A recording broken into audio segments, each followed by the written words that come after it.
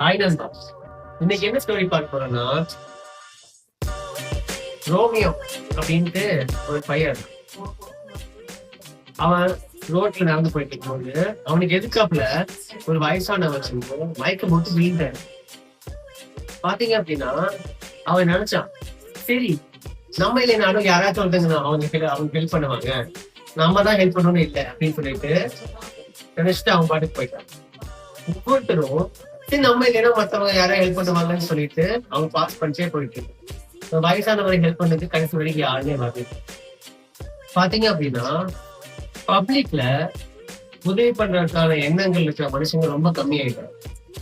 So இது சரியானு கேட்டீங்க அப்படின்னா இது எல்லாத்தையும் ஹெல்ப் பண்ணணும்னு நான் கம்பல் பண்றேன்.